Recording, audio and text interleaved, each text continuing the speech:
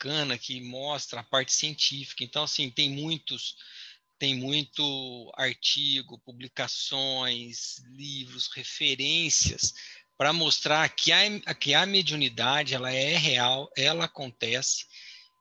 Nós temos, né, um processo intuitivo e ostensivo, e tem, na verdade, todos nós somos médios intuitivos, mas alguns ostensivos. Então, assim, eu acho que é uma aula fantástica.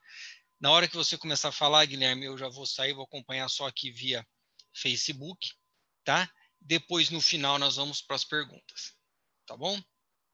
Ok. Otácio, eu agradeço profundamente o convite, agradeço aos colegas, amigos que estão presentes, estão assistindo a gente. Eu vou só te pedir ajuda, só para você me falar, que eu estou com duas telas aqui. Você vai entrar na Share Screen, passa em frente à tua tela aí, vai estar Share Screen verdinho, lá embaixo. Isso. Você clica, ali você vai espelhar a sua aula. Você clica, vai abrir a tua tela do computador. Ali você escolhe o Entendi. PowerPoint. Entendi. Pronto, já entrou, Guilherme.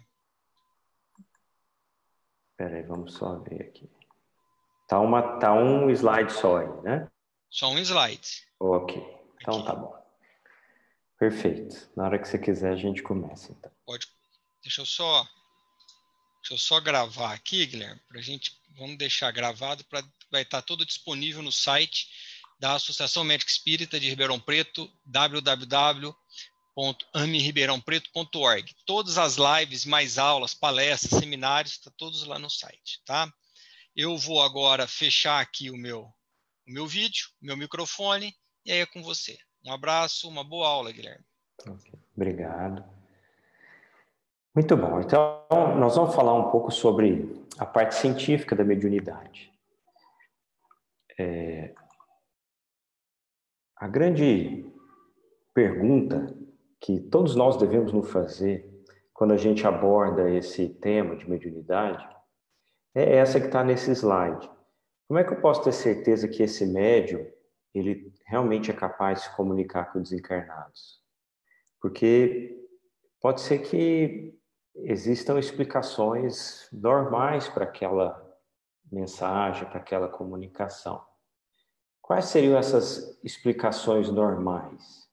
Por exemplo, o médium, entre aspas, né, ou aquela pessoa que está transmitindo a mensagem, ele pode observar a feição,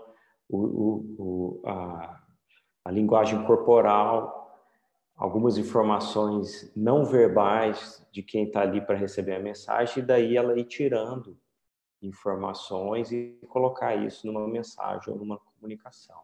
Quer dizer, isso não tem nada de excepcional. Existe um efeito chamado efeito Forer, que é simplesmente você falar coisas tão genéricas que poderia ser encaixado na vida de todo mundo. Essa é uma possível explicação normal. Se eu fizer uma mensagem assim, meu filho, estou tão feliz, como eu te amo, sei que você me ama também, estou tão feliz de te ver, estou num lugar bonito. Quer dizer, são informações tão genéricas que poderiam caber em qualquer tipo de mensagem. Existe um outro problema, que é o chamado viés de confirmação. O que é isso? A pessoa quer tanto receber uma mensagem que o que tiver escrito ali ela vai acreditar, né? Perde um pouco o senso crítico, a análise crítica daquela mensagem, daquela psicofonia, psicografia, etc. Isso é o chamado viés de confirmação. Existe a possibilidade também de que haja uma fraude ostensiva daquela pessoa que se diz médium. Ela pode ter feito uma investigação prévia, a gente acompanhou recentemente no Fantástico uma matéria a respeito da possibilidade de alguém chegar e pegar informações no Facebook e na internet e daí construir uma mensagem, certo? E existe uma outra possibilidade também, que é chamado de criptomnese, que é o médium conhece aquela pessoa, ele não está objetivamente fraudando de forma voluntária, mas ele tem informações passadas que muitas vezes ele já esqueceu e naquele momento de transe, de concentração profunda, ele joga aquelas informações. até mesmo de forma involuntária, naquela mensagem, e nada mais é do que fruto do subconsciente do médium. Então, para que a gente possa extrair todas essas possibilidades de explicação normal, é necessário que sejam feitos estudos controlados. Vejam bem, quando a gente fala de uma ótica científica, certo? Então, o que seriam esses estudos controlados? Eu vou usar primeiro algumas definições que são utilizadas nesses estudos para que vocês possam entender. Então, desencarnado seria aquela pessoa falecida, médio seria uma pessoa que alega ter a capacidade de se comunicar com desencarnados, e nós vamos usar esse termo consulente, que já foi utilizado em algumas publicações no Brasil, por isso que a gente está mantendo esse termo, que seria aquela pessoa que está procurando o médium à procura de informações sobre um desencarnado. Então, um estudo controlado ele teria dois aspectos principais. O primeiro seria o que a gente chama de mensagens por procuração. E o segundo seria o uso de cartas controle. Com esses dois aspectos, com esses dois elementos, nós conseguiríamos quase que excluir todas aquelas possibilidades de explicação normal para uma mensagem. Então, vamos estudar o primeiro ponto. O que seria uma mensagem por procuração? Quando a gente fala, por exemplo, num estudo aberto, o que seria um estudo completamente aberto? É aquele estudo que é feito em que o médium conhece o consulente ou travou algum tipo de contato com ele e o consulente conhece, sabe quem que é o médium. Isso é o que a gente chama de estudo aberto. Esse tipo de estudo é o que vai oferecer a menor evidência científica de que realmente está havendo um processo anômalo ocorrendo aqui. Um estudo cego é aquele estudo em que o médium não sabe quem é o consulente, mas o consulente sabe quem é o cego. Nesse tipo de estudo, o médium não vai, por exemplo, poder obter informação, investigar consulente o passado desse falecido, porque ele não sabe quem é. Porém, ele pode ter algum tipo de contato com o consulente, fazer leitura fria, ainda pode ocorrer aquele efeito Forer, ainda pode ter o viés de confirmação. Então, existe o chamado estudo duplo cego. O que seria um estudo duplo cego? O estudo duplo cego no estudo duplo cego entra uma figura no meio, que é o pesquisador, e ele atua como um procurador. Daí vem o termo proxy, do inglês, e os estudos com procuradores que a gente tem traduzido aqui no português brasileiro. O que seria isso? Nesse tipo de estudo duplo cego, o consulente não conhece o médium e o médium não tem nenhum contato direto com o consulente. O consulente e o médium vão entrar em contato apenas através de uma terceira pessoa, que é o chamado pesquisador ou procurador. Então, o procurador ele vai pegar alguma informação com o consulente, vai passar essa informação para o médium, vai pegar a informação do médium, vai passar para o consulente. Ele funciona, então, como um intermediário. E existe um tipo de estudo que, no inglês, eles usam o termo além de duplo cego. No português, a gente optou por traduzir por multicego. O que seria isso? Quando existe mais de um pesquisador e o pesquisador que entra em contato com o consulente não conhece o médium e o pesquisador que entra em contato com o médium não conhece o consulente. Esse é o tipo de estudo, é o desenho de estudos que a gente vai discutir hoje aqui, porque são os estudos que têm mais evidência científica. Quais são as informações que esse procurador passa para o médium? Ele pode simplesmente não passar nenhuma informação para o médium, ou ele pode passar, e varia de estudo para estudo, o primeiro nome do desencarnado, mostrar uma foto do desencarnado sem nenhum dado que possa sugerir profissão ou alguma característica pessoal do desencarnado. Alguns estudos o procurador passa o nome do consulente também. Tá? Então, são pouquíssimas as informações que são passadas para o médio. Se, por um lado, isso garante uma evidência científica, um rigor científico maior, por outro lado também, nós estamos fazendo um trabalho pouco ecológico, ou seja, que está muito fora das condições habituais de trabalho desses médios. Isso a gente tem que ter em mente. Bom, o outro elemento que pode ser utilizado é o chamado elemento de cartas controle. O que seriam essas cartas controle? Então, vamos imaginar um estudo em que eu tenho um médium e 2 consulentes. O médium recebe 2 psicografias, vamos supor, que a gente vai chamar de mensagem 1, direcionada para o consulente 1, e uma mensagem 2, direcionada para um consulente 2. O que o pesquisador vem e faz? Ele mistura essas mensagens, certo? Ele deixa essas mensagens ficarem de uma forma totalmente anônima e oferece 2 cartas, aqui nesse nosso exemplo, para cada consulente, de modo que esse consulente tem que escolher a sua carta, a carta que foi psicografada originalmente para ela, certo? Daí a gente pode deduzir, mas qual que é a probabilidade do consulente 1 escolher a mensagem 1 ao acaso? É uma probabilidade de 50%, que é uma probabilidade alta, quer dizer, jogar uma moeda, muitas vezes dá cara quando você quer cara mesmo. Então, é necessário, nesses experimentos, em que se tenha um alto número de cartas para cada consulente e um alto número de consulentes. Então, vou citar exemplo aqui, que cada consulente tinha que escolher uma entre 6, por exemplo. Nesse caso, a probabilidade de uma escolha correta, puramente pelo acaso, já cai bastante.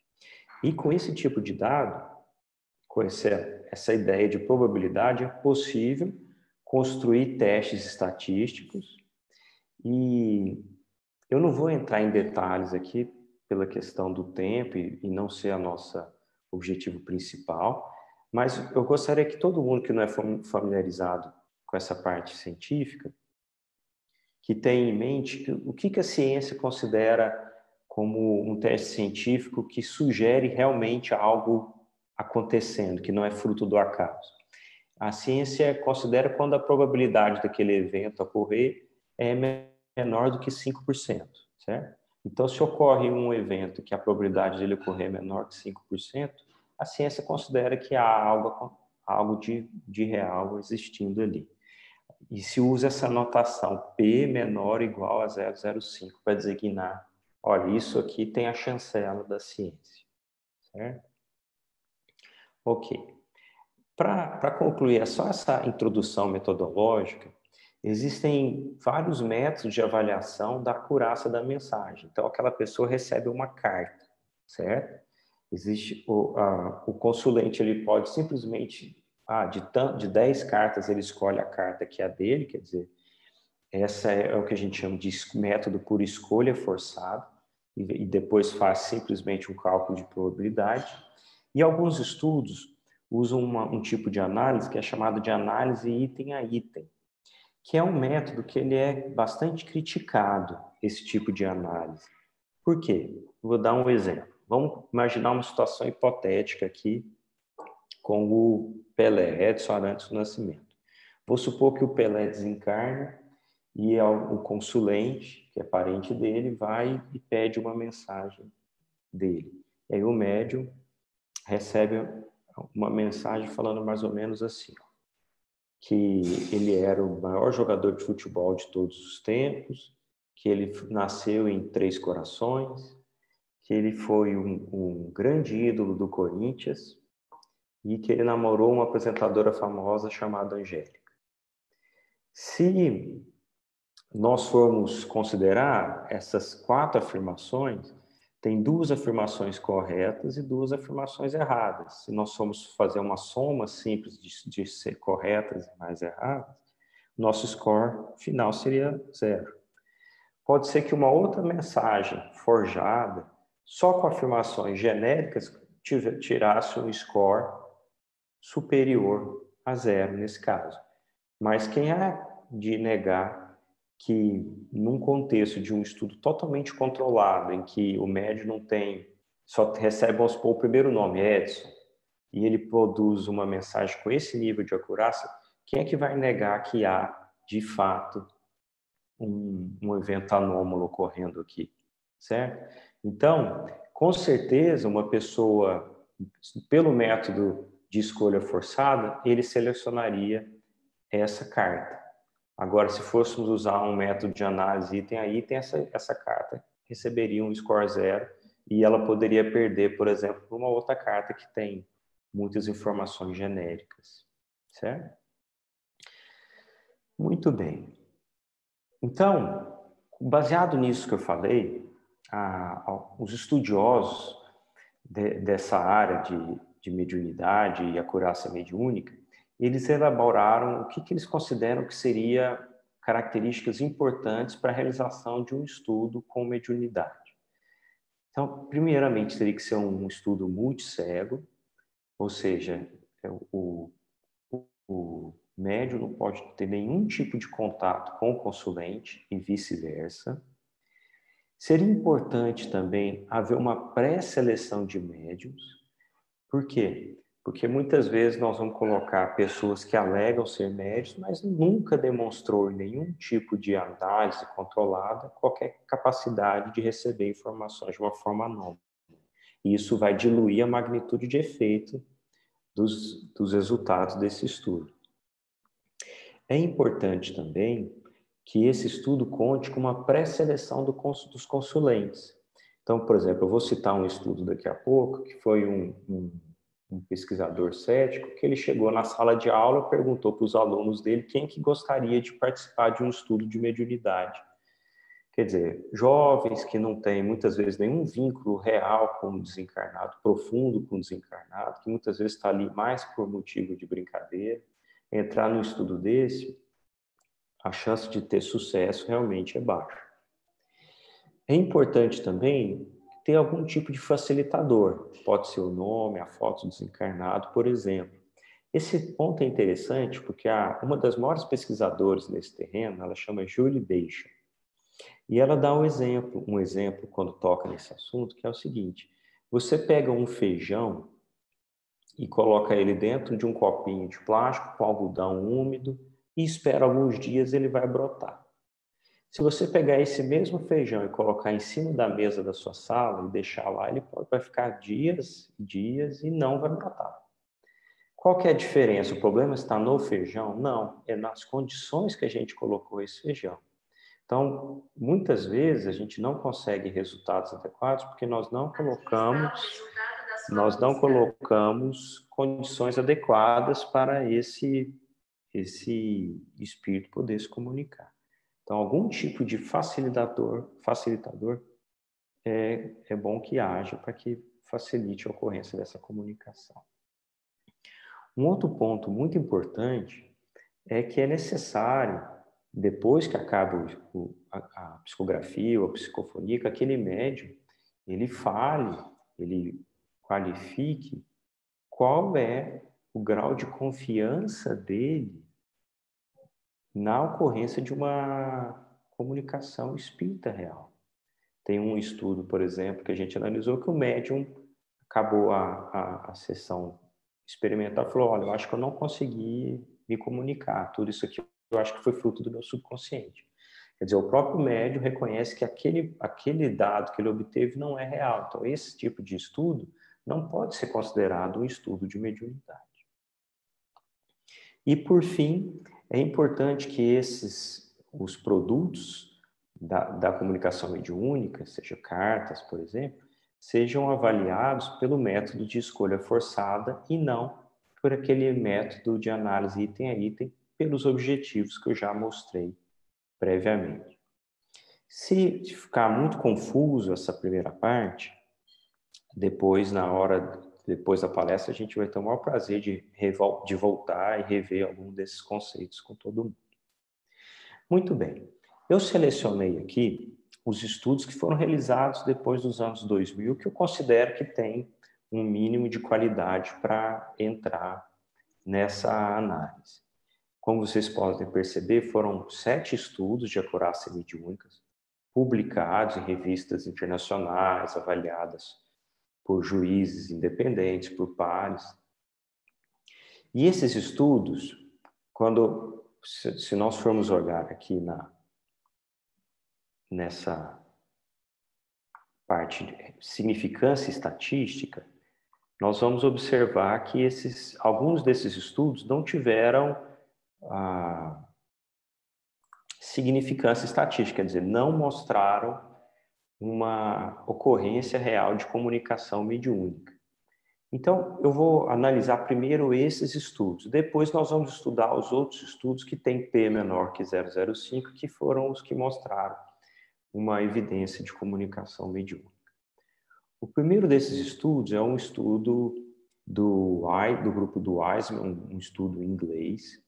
E nesse estudo eles utilizaram 5 médios, não utilizaram nenhum tipo de facilitador para o médio, ou seja, colocaram o feijãozinho em cima da mesa. Eles não utilizaram o método de escolha forçada, utilizaram o método de análise item a item. E um ponto importante é que eles não fizeram pré-seleção de consulente, quer dizer, foram alunos deles da faculdade que foram entrar em contato com os médiuns para conseguir uma mensagem. O segundo estudo que nós tivemos resultado negativo foi esse estudo do Jensen, que ele usou apenas um médium nesse estudo. Esse médium era um médium relativamente famoso lá no norte da Europa. Ele usou apenas escolha, análise item a item, não usou método de escolha forçada, como deveria ser. E esse foi o caso que o médium, depois que terminou as psicografias, ele falou, olha, eu acho que não consegui estabelecer nenhum contato, de fato. Quer dizer, esse tipo de estudo não deveria nem ter sido publicado. O terceiro estudo foi o da Emily Kelly, em 2011. Nesse estudo foi dado um facilitador, foi feito o método item a item e escolha forçada, só que nesse estudo não se fez pré-seleção de médiums, certo? E é um ponto importante porque no estudo seguinte, no mesmo ano que ela publica, ela já coloca essa pré-seleção de médiums e aí eles já conseguem resultados positivos. Daí mostrando a importância de você ter médiums que primeiro já mostraram algum tipo de habilidade mediúnica, e o segundo é que tenham condição de trabalhar dentro desse contexto mais controlado mesmo. Muito bem, e os estudos que tiveram uma significância estatística? Muito bem, o primeiro estudo foi feito pelo Gary Schwartz e a Julie Beischo, em 2007. Nesse nós vamos poder observar, eu vou selecionar só esses 4 no próximo slide para ficar mais fácil a visualização. Eles selecionaram, usaram o facilitador, eles tiveram o método de escolha forçada e alcançaram o método de significância estatística. Todos esses estudos eles foram um protocolo multicego, então, obedecendo aquele rigor que a gente espera. O estudo da Emily Kelly 2011 também utilizou o método de escolha forçada, fez seleção de médios, e um dos médios, inclusive, ele conseguiu que as 6 mensagens que ele psicografasse fossem adequadamente selecionadas pelos 6 consulentes. A probabilidade disso ocorrer é baixíssima. Inclusive, nesse estudo dá para a gente ver até que a magnitude de efeito foi diluída muito pelo efeito desse médio especificamente. O Rock ele publicou em 2014 um outro estudo, também usou facilitador, usou o método de escolha forçada, teve resultado positivo, e a Julie Beischo publicou uma outra série, já com 20 médios. Você vê que esses 2 últimos estudos já com a quantidade de médio muito maior, e quando a gente usa uma grande quantidade de médios, a gente ganha muito em poder estatístico, e isso é algo muito interessante. Agora, esse ano, ainda não saiu publicado, está impresso, está para ser publicado uma meta-análise. O que é uma meta-análise? A meta-análise é uma análise matemática em que se juntam os números de todos os estudos. Então, eu mostrei para vocês tabelas em que eu analisei estudo por estudo. O que o cientista faz quando ele faz uma meta-análise?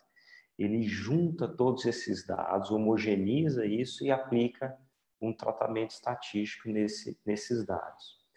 A meta-análise, só para que vocês tenham uma ideia, a meta-análise hoje é o nível de evidência científico mais forte que existe na ciência. Então, quando a gente está procurando, por exemplo, saber o tratamento para uma determinada doença, se aquele tratamento é efetivo ou não, é a meta-análise que vai responder isso, porque ele engloba vários estudos e pega o resultado de todos esses estudos, porque aí, com isso a gente dilui os vieses de cada dos estudos que porventura tem o viés, a gente consegue extrair a essência daquele dado. E o que essa meta-análise que está para ser publicada mostra? Mostra que existe uma evidência científica. O fato, se vocês olharem bem perto esse diamante, né? Vocês veem que ele não encosta nessa linha pontilhada. Quando não encosta, significa que esse dado é estatisticamente significante, certo? Com uma magnitude de 0,18, uma magnitude pequena, mas é esperado que haja magnitude pequena, porque são estudos altamente controlados. São estudos em que os médicos estão os médios estão completamente fora do seu meio de trabalho habitual. Então, o que essa meta-análise vem mostrar para a gente? Que hoje a melhor evidência científica existente comprova que existe algum tipo de transmissão de informação mediúnica através desses médios, certo? Isso é muito importante, porque é a primeira vez na história que isso é demonstrado. Esse estudo de Sarraf vai ser publicado agora, provavelmente no próximo mês, na revista Explore. Bom, mas como vocês podem notar, nós estamos lidando aqui com uma magnitude de efeito pequeno, porque esses médios estão fora do seu modus operandi convencional. Então, é muito interessante nós fazermos estudos de casos isolados, conhecer alguns estudos que foram também publicados em revistas científicas, revisadas por pares, quer dizer, com juízes independentes, que analisam esse estudo e fazem as críticas e eventualmente aceitam essa publicação. Então, eu vou analisar agora a parte de estudo de casos, que é uma parte um pouco até mais interessante da aula, porque ela deixa de ser tão técnica e mostra umas situações mais ecológicas, mais de vida real. O primeiro caso que eu vou citar para vocês foi publicado em 2006 pelo Eisenbach e Hasler. E o que esse estudo mostra? O Eisenbach era um suíço, estudioso da mediunidade. Ele não era espírita, porque ele trabalhava dentro de um conceito um pouco diferente do que a gente considera como espiritismo kardecista, mas ele trabalhava com médiuns, algo muito parecido com o espiritismo que a gente conhece, a moda brasileira. E ele também é um jogador de xadrez amador. O que ele fez? Vocês desculpam as fotos dele, do Hollis, porque as únicas fotos que eu consegui encontrar, isso depois de muitos anos de procura, essas fotos me foram enviadas há 2, 3 anos atrás, inclusive era na véspera de uma palestra que eu ia palestrar sobre isso, então eu falei, nossa, isso aqui eu preciso usar. E realmente são as únicas fotos, tanto do Eisenbach quanto do Hollis, que a gente consegue obter na internet. Muito bem, o Hollis era um médium que trabalhava com Eisenbach dentro das sessões mediúnicas que eles faziam já há 8 anos.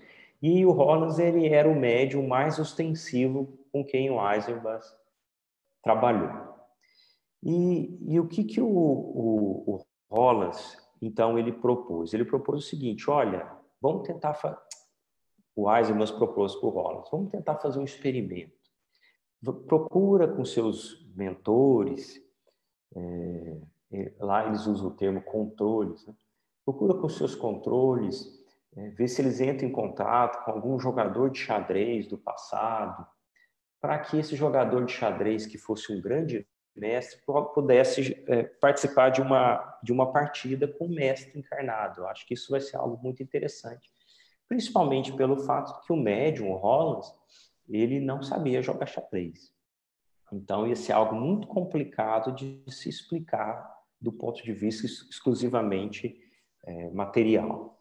E acontece, então, que o Rollins, os controles, né, os mentores do Rollins, conseguiram entrar em contato com o Géza Maroczy, que era um mestre húngaro, que já tinha falecido muitos anos, décadas antes, que em 1900, mais ou menos, ele chegou a ser terceiro do ranking mundial, então ele era um grande mestre de xadrez, um dos melhores xadristas do mundo na sua época. E esse espírito, ele concordou em participar, então, de uma partida de xadrez. Isso aconteceu em 1985, só para a gente poder se localizar. E essa partida, ela de fato ocorreu. O Eisenbach convidou o Viktor Korchnoi, que na época ele era campeão europeu, ele era terceiro do ranking mundial, e o Viktor Korchnoi, que também é um grande mestre de xadrez, concordou em participar dessa partida. E essa partida ela foi vinculada na TV, em várias matérias de jornal da época. E ela teve seus 52 movimentos. Uma partida longa.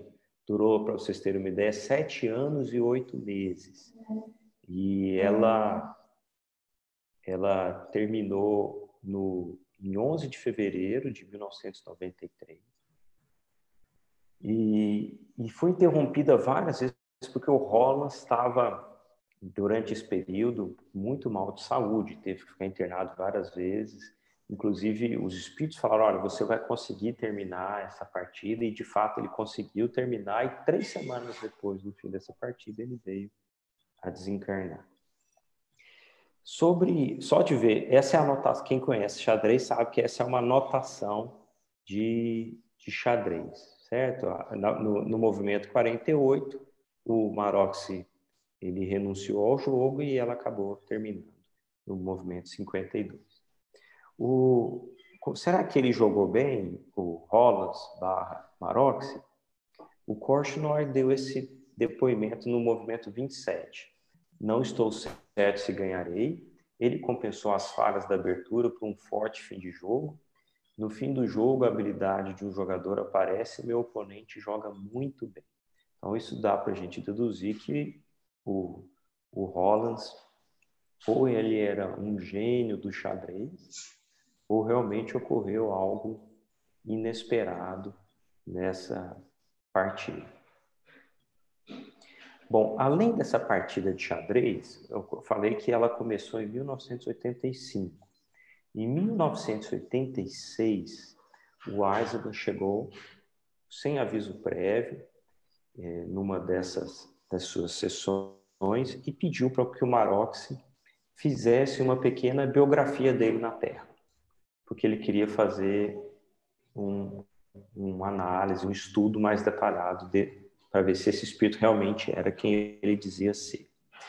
E o que aconteceu? Então, o Rollins psicografou 38 páginas, com uma grande riqueza de informações.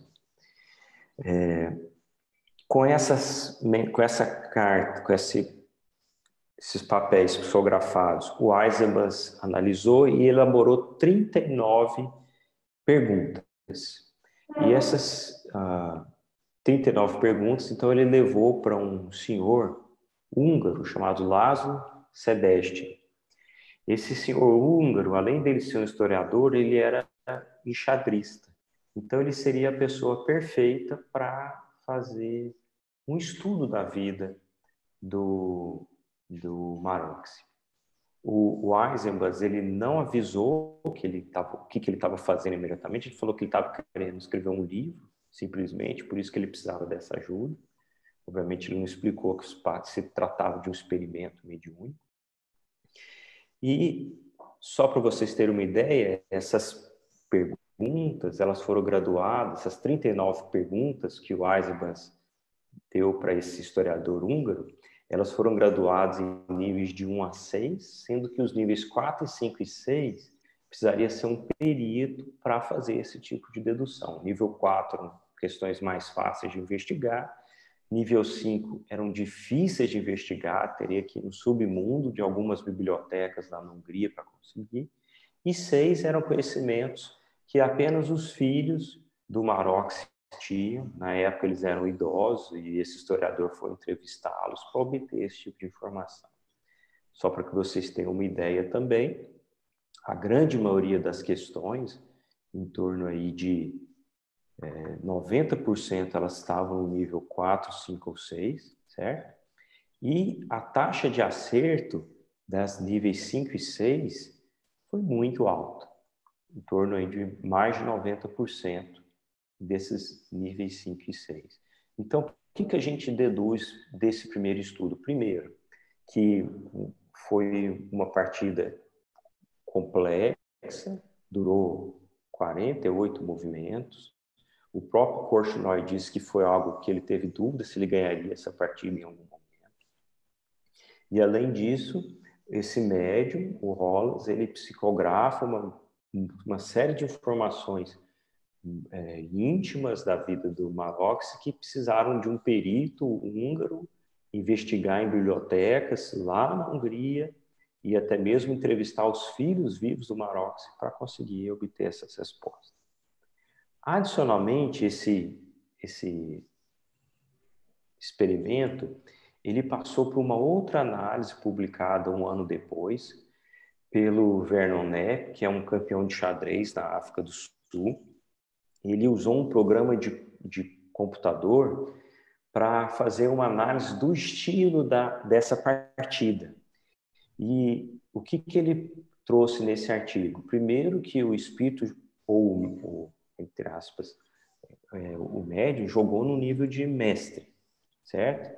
E ele cita aqui, entre aspas, citando do artigo, esse nível não poderia ter sido atingido pelo médium mesmo após muito treinamento, assumindo que o médium não é um gênio de xadrez.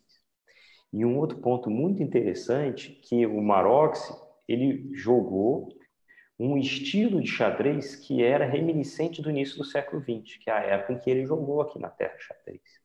E demonstrou uma expertise de fim de jogo com a qual ele ficou famoso. Então, esse artigo ele vem trazer duas informações adicionais. Primeiro, de fato, o jogo foi um jogo de nível de mestre de xadrez, por isso o Korchnoi teve uma certa dificuldade. E segundo, e mais surpreendente, se o Hollands fosse, mesmo que ele fosse um gênio do xadrez, ele fosse aprender a jogar xadrez já idoso, muito doente, e jogar no nível de mestre, ele certamente não seria capaz de jogar num nível que era do início do século, num estilo que era do início do século e próprio daquele espírito Maroc. Então, realmente é um caso muito forte, muito interessante, que eu gostaria de dividir aqui com vocês. O segundo caso que eu gostaria de citar é o caso do Emil Jensen. O que esse caso tem de interessante? Muito bem. O título desse artigo, publicado em 2011, é um caso perfeito, Emil Jensen na mediunidade de Indrid Dradson, o fogo em Copenhague em 24 de novembro de 1905 e a descoberta da identidade de Jensen. Então, esse artigo foi publicado pelo Haraldsson, que é um professor de psicologia lá na Islândia, que trabalhou muito com os casos do Sri Lanka, de reencarnação, ele era um dos discípulos do Ian Stevens, e mesmo ele tendo publicado muita coisa em cima de reencarnação, ele fala que esse foi o trabalho mais importante da vida dele. Então vamos entender um pouquinho mais. O Indrid, ele era um médium islandês, vivia na zona rural, assim que ficou adolescente, ele foi morar lá em Reykjavik, lá na Islândia, e para aprender uma profissão, ele ia se tornar um aprendiz tipógrafo, e na casa em que ele estava, as pessoas que receberam ele começaram a fazer algumas sessões espíritas. E ele, de repente, ele começa a participar e ele começa a se revelar um médium muito ostensivo, inclusive de efeitos físicos, que não é algo que a gente vai abordar aqui. E esse caso que nós vamos citar especificamente, ele ocorreu numa dessas sessões em 24 de novembro de 1905, e ele foi publicado em algumas revistas mais ou menos nessa época, em 1910, 1924, foi revisitado em 1922, depois em 1924. E exatamente o que aconteceu nessa sessão? O Indrid, ele incorpora um espírito chamado Jensen, e esse espírito fala que estava vindo ali para avisar que em Copenhague estava ocorrendo um grande incêndio numa fábrica. E eu coloquei aqui no Google Maps aqui para vocês verem a distância entre a Islândia e Copenhague, na Dinamarca. Naquela época não existia telefone celular, não existia internet, existia a comunicação de longa distância, era feita através de telégrafo, mas não existia informação telegráfica entre a Islândia, que é uma ilha, e a Dinamarca, que está no continente europeu. Então, aquele espírito vem, fala que está ocorrendo naquele exato instante, na noite do dia 24 de novembro de 1905, um incêndio numa fábrica em Copenhague, e ele para a comunicação, e cerca de meia hora, uma hora depois, ele volta falando que o incêndio havia sido controlado, certo? Aqueles pesquisadores que estavam participando da sessão, eles acharam isso muito interessante porque nós tínhamos, então, informações que eram verificáveis. E com essas informações poderiam ser checadas posteriormente. Então, o que foi bem específico que o senhor Jensen falou? Que o fogo estava ocorrendo numa fábrica, o incêndio começou por volta da meia-noite do dia 24 de novembro de 1905. Existe uma diferença de fuso horário de cerca de 3 horas, então era cerca de 9 da noite em Reykjavik, na Islândia, então era em torno de meia-noite em Copenhague, e que o fogo foi controlado em cerca de 1 hora. Eles tomaram nota dessas informações e entregaram na mão do bispo da Islândia e para que ele guardasse essas informações até que fosse comprovada ou não essas afirmações desse espírito Jensen.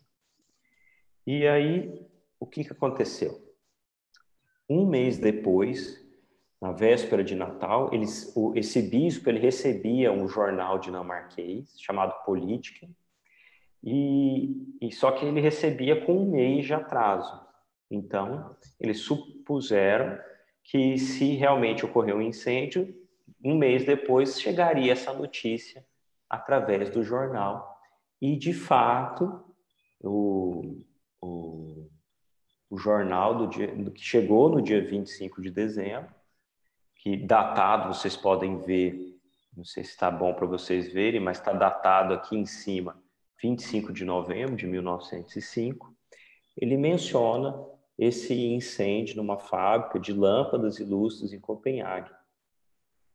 E ele menciona as informações exatamente como foi descrita pelo espírito de Jensen. Foi um incêndio de grandes proporções, ele iniciou em torno da meia-noite e foi controlado pelo corpo de bombeiro por volta de 1 hora da manhã, certo?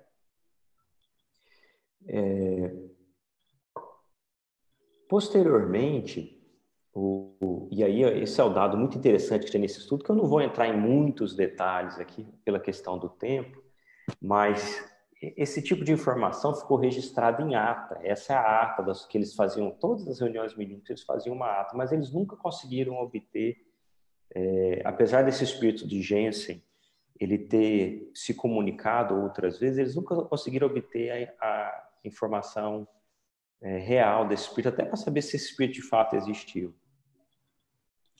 E o Aronson, ele consegue, com as informações que ele obteve depois, nessas atas de comunicações desse espírito em reuniões posteriores, ele consegue obter dados verificáveis e quase um século depois ele vai até Copenhague, visita cartório, registros da igreja e consegue localizar um espírito que teria vivido no fim do século XIX, que se encaixa perfeitamente na personalidade desse Emil Jensen.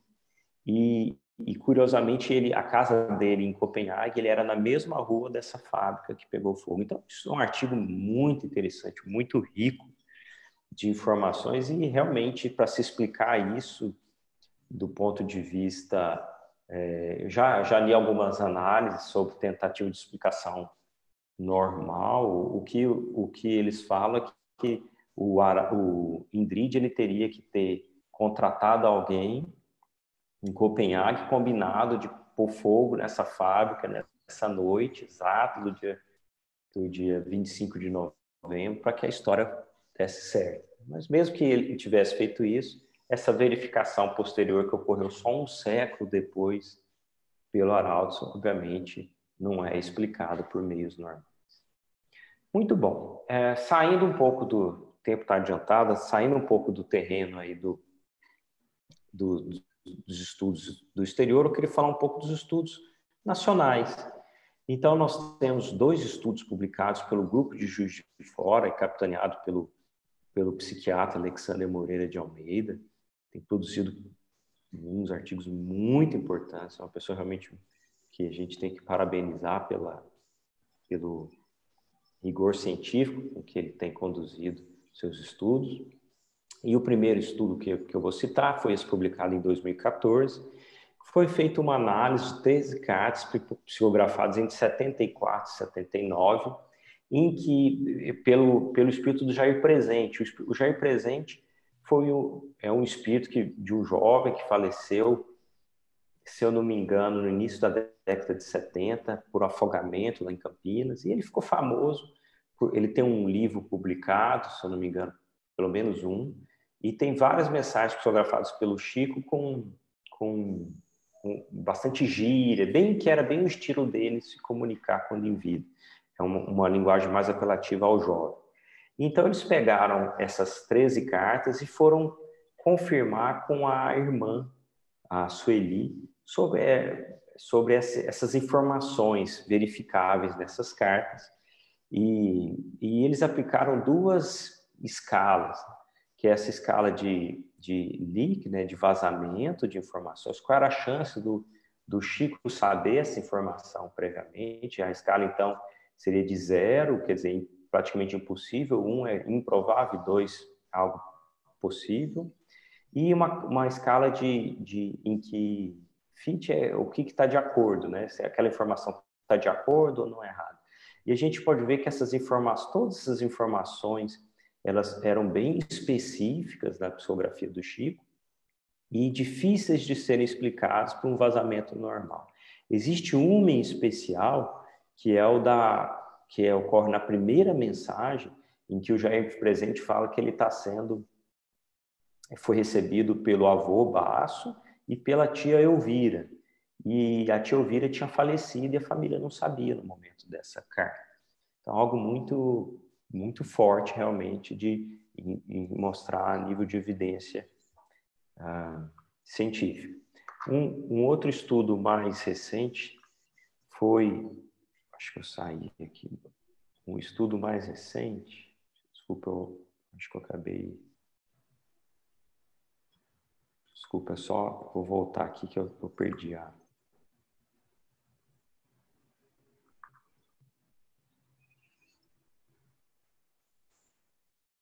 Ver se eu consigo... Isso.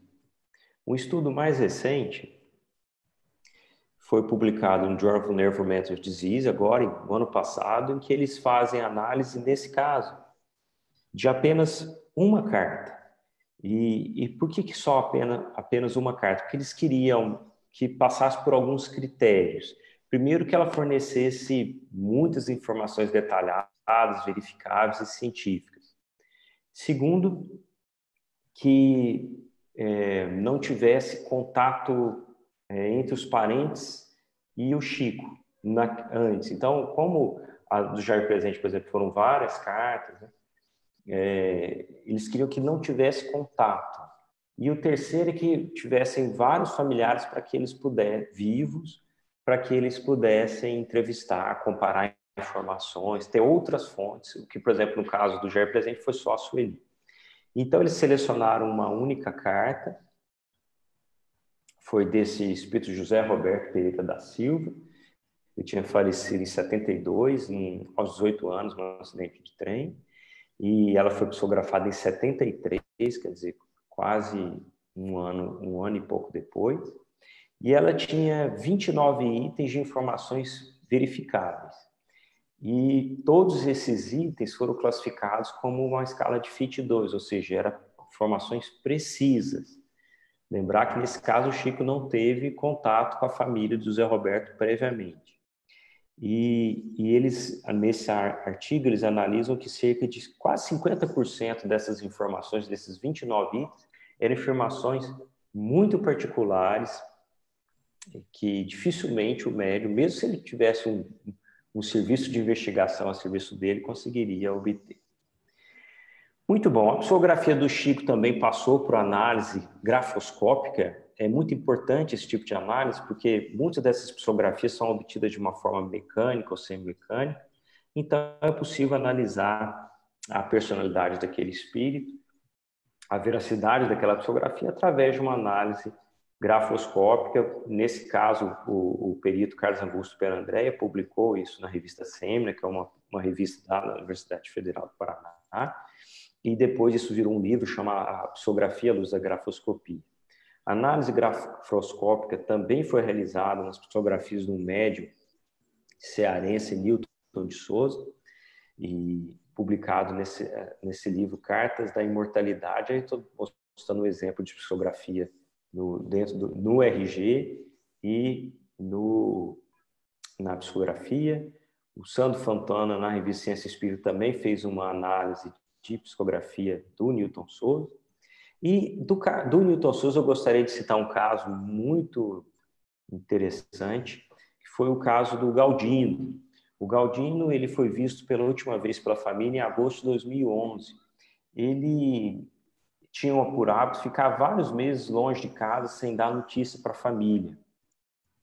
Então ele ficava viajando ali no interior do Ceará, e a família já estava meio que acostumada com isso, e só que eles acharam estranho, porque sempre em julho ele voltava. Era a época do aniversário dele, em julho ele voltava, e aconteceu que nesse julho de 2012 ele não voltou, e a família começou a ficar procurada, liga para um, para outro, e em outubro de 2012 eles resolveram então fazer um boletim de ocorrência de desaparecimento lá em Fortaleza. Muito bem. Em janeiro de 2013, a Polícia Civil localizou uma ossada numa região lá do interior do Ceará chamada Lagoa do Juvenal. E só que, só para a gente ter uma ideia, a gente fez um cálculo na época que estava estudando esse caso, que existe uma média de 2.700 desaparecidos no Ceará por ano. E cerca desses 2.700, cerca de 80% se resolve, quer dizer, esses desaparecidos são localizados, e cerca de 500 casos por ano não são mais nunca mais são localizados. Então, essa ossada poderia ser de um universo aí de milhares de pessoas. Então, obviamente, não se fez esse link na polícia com esse desaparecimento em específico. Muito bem, isso eu já mencionei. E só para que a gente tenha uma ideia aí, novamente, o Google Maps. Então, a família morava em Fortaleza. A última notícia que eles tinham em agosto de 2011 é que ele iria ficar um tempo em Canindé. A ossada foi localizada na Lagoa do Juvenal, que faz parte do distrito de Maranguape, no interior de Ceará. Muito bem, aí realmente a família não tinha ideia dessa ossada, que poderia ser, e ela foi participar de uma sessão de psicografia com esse médium, Newton Souza. E esse médium recebe, então, uma psicografia, e a psicografia fala assim, olha, procure, fala que o Galdino tinha desencarnado, que era para procurar a ossada nessa Lagoa do Juvenal. Aí eu trouxe a coisa da psicografia. E a família, então, resolve ir lá. A mãe chama Maria Lopes, a mãe do Galdino, chega para o delegado falou, ela falou, queria ver a ossada que foi achada aqui, porque é do meu filho. Isso lembrando que já era em 2014, quer dizer, era mais ou menos um ano depois, né, deles terem localizado essa ossada. E o delegado falou, não tem ossada nenhuma aqui e tal, e a família já ia embora desanimada. Quando chega o investigador, o delegado, fulano, você ficou sabendo de uma ossada que acharam aqui? Aí o investigador falou, olha, tem realmente, fui eu mesmo que localizei essa ossada. E aí eles foram atrás dessa ossada, aqui está o boletim de ocorrência, que foi realizado nesse momento, e que eles vão atrás dessa ossada, e eles fazem, então, um teste de DNA dessa ossada, para que seja feito a confirmação se essa ossada pertencia ou não ao Galdino. E o que eles mostram? Que, de fato, essa ossada era do Galdino, e esse é o primeiro caso documentado em que o espírito, através da psicografia, ele é capaz de localizar, auxiliar a polícia a localizar o seu corpo. Então, um caso muito interessante, isso ocorreu no Nordeste, lá através da psicografia do Newton Souza. Nós tivemos aí, para os últimos 10 minutos de aula, para encerrar, nós tivemos a oportunidade de estudar vários casos psicografados por um médium, Adão, lá de Uberaba, não sei se vocês já ouviram falar dele. Ele eventualmente vem até Ribeirão Preto. Eu acho que ele nunca fez uma sessão de psicografia aqui, na realidade. Ele viaja o Brasil inteiro, do Nordeste, Sul do Brasil. Tem algumas fotos aí de locais onde ele vai psicografar. E há uns anos atrás, a gente fez nós combinamos dele me ceder algumas dessas psicografias, e eu entrei em contato com as famílias e para entrevistar essas famílias, né? Foram em torno aí de umas 30 famílias que foram entrevistadas por mim, e aí depois a gente cedeu esse material para o Adão publicar o seu livro na Pixelbook. É um livro que quem quiser, a versão impressa dele tem um custo no site da editora, na Amazon e na Apple Store tem disponível, e a versão online dele, ele é dado de graça, é só fazer o download. E as psicografias do Adão são psicografias, a gente pôde analisar, que tinham informações muito específicas. Isso é um ponto importante.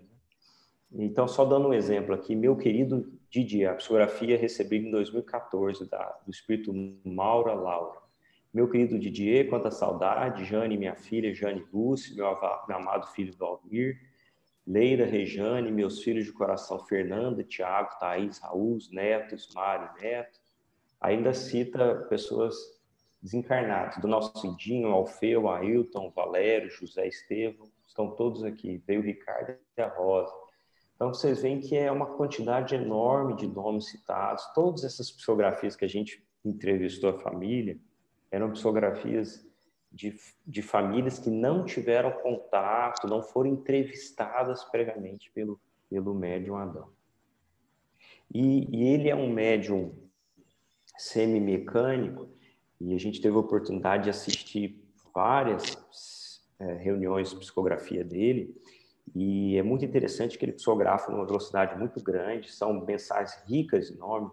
torno de 15, em geral, por mensagem, chegando a 23, foi o que eu me lembro em uma das mensagens.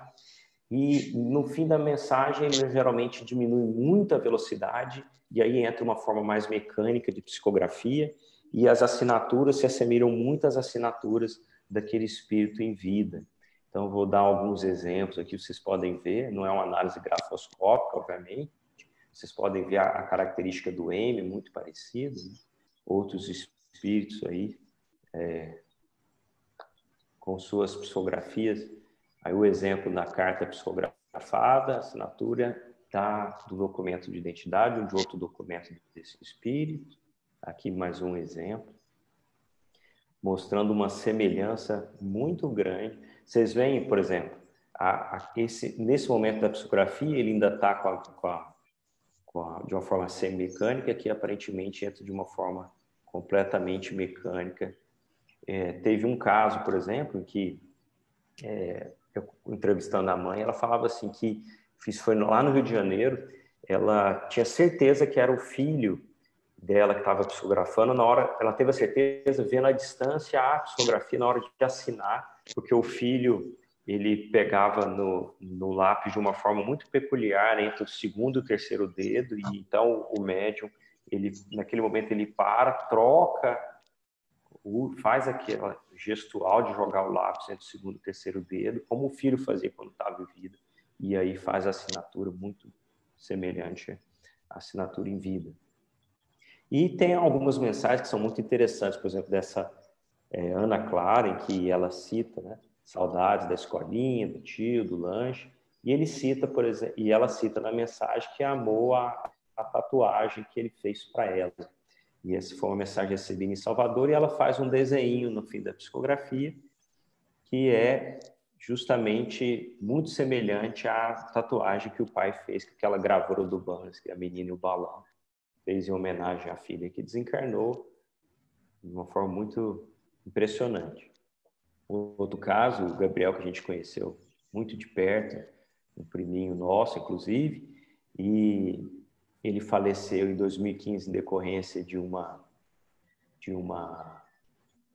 leucemia, e na primeira mensagem que ele direciona à mãe dele, cita o vovô Roberval, a vovó Maria de Fátima e a avó Diva. E o vovô Roberval tinha falecido em 90, a Diva em 2013, mas essa Maria de Fátima, a mãe que estava presente na reunião, não sabia quem era, e ela teve que consultar pessoas mais velhas da família para ser informado que a Maria de Fátima era uma prima dela, que conviveu, que morou na mesma casa que a mãe dela, muitos anos, e que faleceu em 1960. Aqui é a assinatura da psicografia, a assinatura da carta. Essa psicografia também é realmente impressionante, porque o jovem Heitor, ele manda essa mensagem, ele fala, no dia 1º de julho, na casa da avó Augusta, eu vou dar beijo nela e levar flores do campo. E a mãe, ela me fala na entrevista que ela esperava que naquele dia tivesse um cheiro de flores do campo na casa, e para surpresa de todo mundo, quando eles acordaram na casa, estava repleta de flores do campo no chão da casa, que ela mostra as fotos daquele dia. Então houve aí um tipo de efeito físico de transporte ou materialização dessas flores na residência. Um outro caso, a gente já está concluindo, do Vinícius, que faleceu, e depois ele fez uma psicografia para a mãe dele. É muito interessante esse caso especificamente, porque a mãe não esteve presente no dia a Gelsa, que é a mãe dele, não esteve presente no dia. Ela iria, só que ela iria com um grupo de mães de Brasília para Uberaba para receber a mensagem, só que uma parente dela, já não me lembro detalhes, ia dar à luz naquele dia, meio de previsto, e ela não pôde ir. E aí a Samarilda, que é uma conhecida da mãe, que recebeu a mensagem, por isso ele fala, né? Não chore o que passou, aquela tatuagem escrita em seu nome no meu braço ainda tenho as sombras do corpo que faz questão de carregar. Eu te amo, mãe, obrigado, Marilda, que era a pessoa que pegou a mensagem pela mãe. Amandinha tá linda, Luciene, um beijo. E tenho que dizer que ele salva para os pais, que era um hábito que ele tinha, né, bem peculiar a ele. Um outro ponto importante desse caso é que a mãe dele, a Gelsa, o Vinícius ele faleceu queimado. E ele foi para o hospital, entrou consciente, como é comum nesses casos no hospital, ele foi para o CTI, esses pacientes eles vêm a falecer normalmente alguns dias depois por infecção generalizada. E a mãe ficou uns 5 ou 6 dias em cima no CTI, e aí ela fala que ficou mais ou menos esse tempo sem comer. E aí ela foi para casa, o Vinícius então internado no CTI, até dando um certo sinal de melhora, e ela resolveu fazer um miojo para ela, e no momento que ela começa a fazer esse miojo, ela sente um cheiro que ela chama que é um cheiro de hospital, muito forte, insuportável, que ela tem que parar de comer porque ela não consegue mais fazer aquele prato por causa daquele cheiro provavelmente é um cheiro de éter, imagino. E aí, nesse momento, ela recebe uma ligação do hospital avisando que ele acabara de falecer. Então, ocorreu aqui uma experiência de fim de vida do tipo remoto com a mãe do Vinícius. Aqui a psicografia, a assinatura da carta, a assinatura dele em vida. E um último caso, para concluir, é o caso do Tiago. Muito forte desse caso são duas coisas. O primeiro, que a mãe não sabia nem quem era o médium.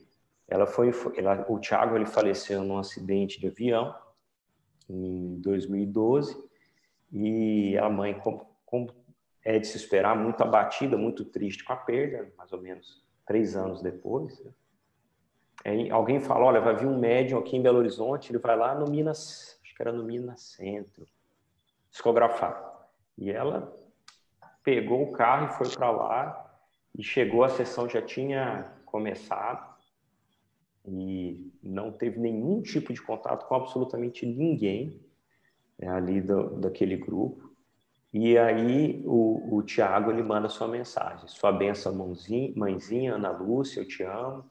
Meu pai João, meus irmãos André e Yasmin, meus sobrinhos Caio e Gabriel, cunhado Júlia e Luiz, meu anjo para sempre vou amar Natália. Vocês veem a quantidade de nomes, de dados específicos que vem numa mensagem que ela não teve contato absolutamente com ninguém do grupo do médium.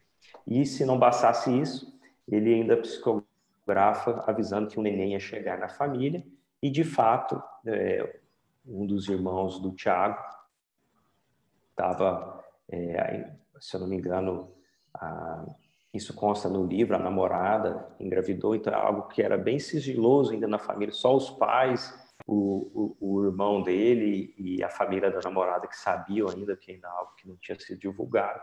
E o Tiago vem trazer essa prova de veracidade dentro dessa psicografia.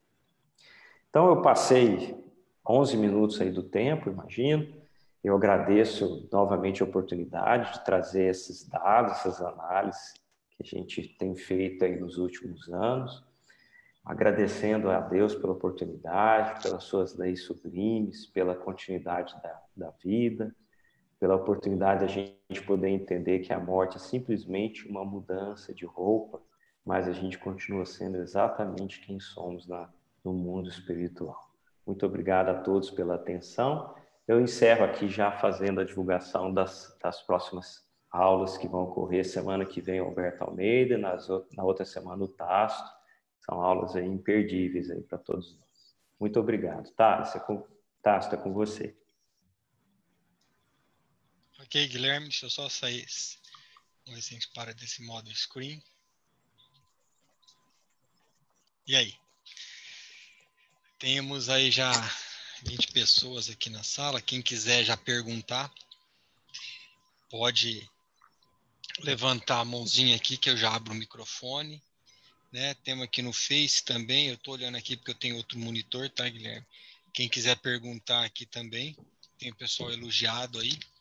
A aula, você vê que quando a gente fala de aspecto científico, a gente fala de ciência, você está mostrando o que está acontecendo.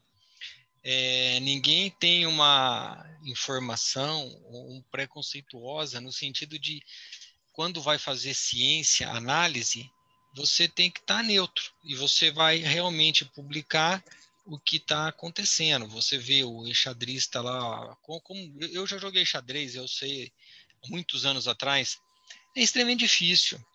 né? Se você quiser tornar um profissional, é 10 horas de estudo, técnica, por dia. Não é fácil. Se for jogar com um profissional, não tem como. É igual você vai jogar tênis, né? Você vai pegar e jogar tênis com o primeiro do mundo lá, a primeira batida que ele dá na bolinha, você já nem pega a bolinha, acabou o jogo. Não tem, é incomparável você querer comparar um profissional com um amador igual a gente, mesmo quem joga. E vários outros trabalhos que o Guilherme coloca aí, deixando claro, né, a imortalidade da alma, o fenômeno mediúnico, é que existe muitos médiums, Kardec coloca, muitos médiuns imperfeitos, né, que aí começa as picaretagens, os embustes e tudo mais, que isso aí leva a uma descrença de muitas pessoas, mas uma mediunidade estudada, coerente, existe médiuns honestos, corretos, você vê os trabalhos que saem aí, né? O Guilherme tem um contato maior com o Adão, né, Guilherme? Eu não conheço. Sei que você fez um trabalho aí com ele, né? Mas é muito, muito bacana e para quem perdeu um ente querido, principalmente quando inverte o ciclo, porque nós temos um ciclo de querer enterrar os nossos avós, depois enterrar os nossos pais, mas a gente nunca às vezes pensa de enterrar os filhos. E quem é pai e mãe hoje sabe do que eu estou falando, que eu acho que é uma das maiores dificuldades que a gente pode passar aqui como encarnado. Não desejo isso para ninguém, mas é uma realidade da vida. Ter que enterrar um filho. E uma mensagem dessa, nós não fazemos ideia o quanto que é consoladora quem teve que enterrar um filho e recebe uma mensagem digna, correta, igual está se colocando aí, o consolo que é. Então, quando fala que a doutrina espírita é o consolador prometido, eu não tenho dúvida, não é? O consolo que uma mãe deve ter de ouvir aquelas palavras com detalhes, citando nomes, personagens, né? Tem vários livros, né, Guilherme, uns 10 anos atrás nós fizemos um levantamento de 3 livros do Chico, né? Não sei se você lembra desse trabalho, ficamos vendo quantas personagens tinha e estudamos isso daí. E no final tinha um dos livros, eu acho que eles voltaram, acho que era, né, Guilherme? Tinha, o Chico descrevia 398 nomes no livro de pessoas, a gente chama de personagens, de parentes, tio, primo, que é impossível o Chico saber de tudo isso daí e de relatos que não tinha como ele saber. Então você vê que realmente é o espírito que está comunicando ali, não é? Nós temos aqui, alguém quiser fazer alguma pergunta, está aberto. Deixa eu ver aqui só aqui se tem, aqui pessoal só elogiando. Obrigado pela oportunidade, realmente elucidadora. Essa live está disponível a partir de amanhã. O Guilherme realmente que põe, ele que é o que faz a parte de tecnologia da AME, né? Eu gravo as lives e mando tudo para ele. Então, a live vai estar disponível lá no site ameribeirãopreto.org. Então, de repente, você quer passar para algum amigo, você quer mostrar, olha que trabalho bacana, olha o que está falando de mediunidade, olha o que está falando de reencarnação, quantas coisas que tem. A gente respeita plenamente as pessoas que não acreditam na imortalidade da vida, que as pessoas acham que morreu e acabou, a gente respeita. Como temos que respeitar todas as opiniões. Mas, analisando esses fatos, como o Guilherme traz aqui, não tem como a gente falar que nós somos só essa matéria, que essa matéria vai desintegrar um dia e que acabou, acabou. Não é? Mas estamos aí já, Guilherme, 15 para as 9. Você quer falar alguma coisinha para nós encerrarmos? Não, a única coisa é que, né, quando a gente fez essas entrevistas com as famílias, eles falavam que a mensagem estava, esse termo era muito utilizado, fizeram eles renascer, né? Realmente a pessoa renasce, porque ela perde um filho e morre junto, né? Metade da pessoa foi embora ali. E a certeza da continuidade da vida, que o filho está bem, está seguindo o seu caminho, mesmo à distância, embora não mate a